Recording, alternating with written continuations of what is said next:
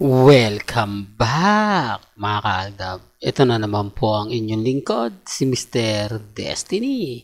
At magbibigay po tayo ng pinakamainit na update po ngayon sa social media mga kaaldab. Ito yung pinaka-latest na kung saan nga po talaga pinagpepiestahan na naman po tayo ng mga netizen mga kaaldab. Nakakatuwa naman po kasi itong mga kaganapan. Di po ba ngayong Valentine's Day at birthday nga po ni Mama Ten, di po ba? Nakakatuwa naman po, Valentine's ang birthday ni Mama Ten. At kumbaga, itong mga ganitong bagay, talaga naman po pinag-uusapan at pinagpipiestahan. Sa ngayon, mga kaaldab, natutuwa po ako sa mga nagko-komento, sa mga nagsasabi na nako, Mr. Destiny, fake news ka na naman.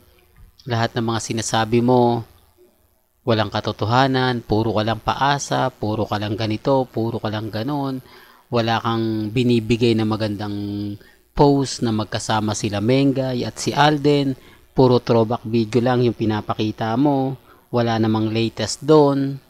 Yan po yung mga pambasag nila sa akin. Na okay lang naman po. Hindi ko naman po yun pinapansin. Alam ko naman po mga kaaldab na may mga bagay-bagay nga po na mahirap nga po talagang ipaliwanag. May mga bagay-bagay nga po na sinasabi ko naman po sa inyo yung katotohanan.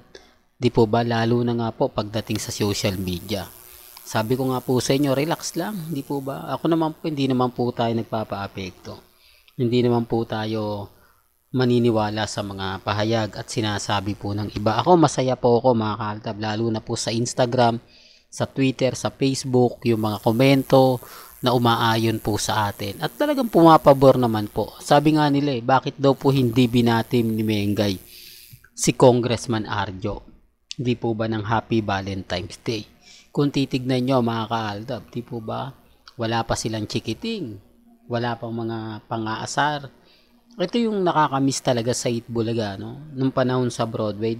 Ano ko lang klaro ko lang. Nung sa Broadway, yung mga galawan na pangbubuyo, yung pang-aasar, di po ba, yung pag-uusapan yung pag-ibig, di po ba, pagdating kila Mengay at kay Alden, yung talagang niloloko sila ng mga legit dabbercats, pero ngayon wala, pansin nyo po ba, dapat wala na, dapat pinagpepiestahan na nila si Congressman at si Maine, pero parang wala, parang hindi talaga siya umuukol, di po ba, sabi nga ni Henyo Master Joey De Leon kasal serye. Di po ba? Parang hindi nga po talaga. Sabi ko nga po sa inyo kung tatanungin ninyo yung ibang netizen kung sino yung asawa ni Mengay, isasagot si Tisoy Di po ba? Real talk to, yung walang alam, yung hindi masyado yung lagi nanonood ng mga telebisyon, yung hindi siya gaanong updated. Kasi wala naman po talaga wala naman pong pinopost na pumapabor yung silang dalawa na dito magdi-dinner kami, kakain kami sa labas. Di po ba? Wala. Tanging si Alden Richards lang yung mga lumalabas ngayon, nagbibigay ng mga ganitong update. Sabi ko nga po sa inyo, ako, masaya po ako. Di po ba? Sabihin nila na hindi, hindi Mr. Destiny, fake news ka. Hindi po. Kumbaga, hindi po tayo mamimilit. Wala pong pilitan. Tapos ngayon, trending yung mag-asawa, Trending si Mengay, trending din si Alden. Grabe, dun pa lang, panalo na po tayo Di po ba? Bakit nga po kaya magiging trending din si Alden? Gayong update lang naman niya kakapraso. Tapos si Mengay naman po, number 1 trending. Kanina pa po yan. Sabi ko nga po sa inyo, hindi ako namimilit Baka may mag-comment na naman, hindi trending Mr. Destiny. Nakita ko si Mengay lang, hindi si Alden. Kung updated po kayo, kung lagi po kayo nasa social media at nag-aabang na mga update, nag-aabang na mga post, alam po ninyo yung sinasabi ko. Alam nyo yung pinupunto ko. Maliban lang po kung army na nakakakita, army nang nakakapansin. Hindi na talaga nila yan. Hindi na talaga yan ibabalita. Di po ba? Real talk mga kaaldab. Pero bago natin ituloy itong magandang update natin, kung bago ka lang sa channel na to, at isa kang true-blooded Aldab Nation, na nagmamahal kina Mengay at Tisoy, tama po ang channel na pinuntahan mo, kaya consider na po kitang bagong subscriber. At huwag mong kalimutang i-share ang mga video po natin sa mga mami, sa mga titas, at sa mga senyor. Remind ko lang po may kanya-kanya tayong pananaw at opinyon. Sa sinabi po ni Alden Richards kanina na hobby,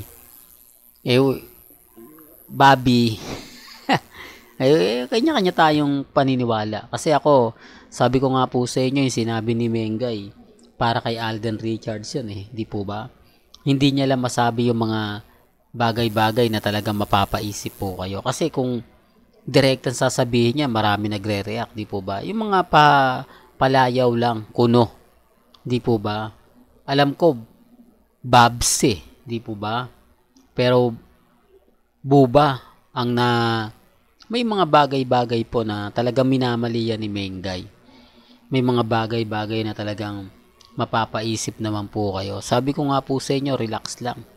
Di po ba? Dito po sa channel ni Mr. Destiny, lahat po na mga gusto nyo pong mapanood, mapakinggan. Pagdating po kila Mengay at Tisoy, kampante lang po kayo. Wag po kayong magpapadala. Wag po kayong magpapa-apekto. Di po ba? Sa ngayon, ako masaya ako sa mga sinasabi at binabalita po ng iba. Ako, masaya po ako sa mga napapakinggan po ninyo, napapanood. Kaya nga po ako hindi nagpapa-apekto Lalo na ngayon, ramdam natin yung presensya. Lalo na ngayon, ramdam natin ang mga sinasabi at pahayag ng iba.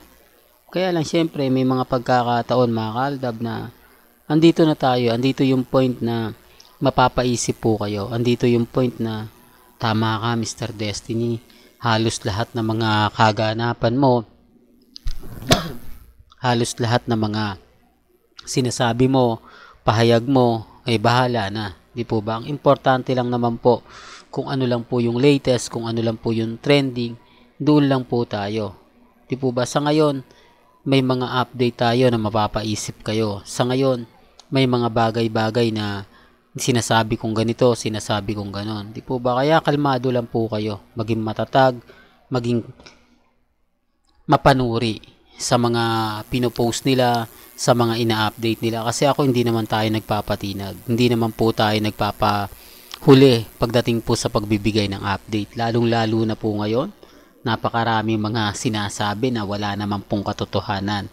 Napakaraming update na talagang mapapaisip ka. Sunod-sunod mga kaaldab. Double time nga po talaga sila yung mga main fanatics at armain. Pero ano nga po ba ang nakukuha nila? Hindi naman po sila sinusuportahan. At iba po yung post ni Mengay sa Instagram. Baka sabihin nyo, Mr. Destiny, mga post ni Mengay yan. Hindi po. Huwag po kayo maniniwala. Gawa-gawa lang po nila yon. Wala pong post yon. Kaya sabi ko sa inyo, dito po tayo sa totoo. Dito po tayo na kung saan lumabas si Alden Richards. Nagpakita kasama si Mama Ten. Doon din po lumabas si Mengay. Sa mga ayaw maniwala, sa mga nagsasabi na hindi, fake news ka, wala pong pilitan. Hindi po tayo namimilit. Ang sa atin lang naman po, kung ano lang po yung latest at pinag-uusapan, doon lang po tayo. Sa ngayon, number 1 trending, ang real life couple. Doon pa lang panalo na tayo Doon pa lang masasabi natin na sino nga po ba yung malakas? Hindi po ba? Siyempre, Alden at Main lang. Tapos sasabihin nila, nakikidikit lang daw po si Alden. Wala naman pong problema yun yung isa, tignan nyo, tapos interview nga ni Ibiang, wala nga pumansin.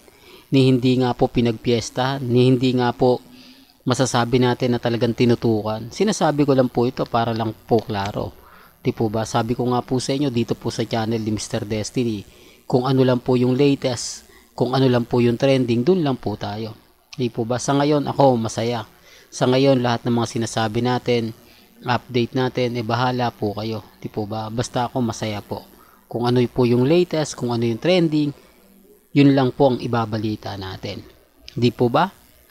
Well, hanggang dito na lang po ang ating latest updates. Kaya kung gusto nyo pa po ng pinaka-latest at sariwang update, abay tumutok lang po kayo dito po sa channel ni Mr. Destiny para updated po kayo sa mga latest at sa mga bagong video po na i-upload po natin maya-maya lang. Hanggang sa muli, salamat po sa panonood at pakikinig.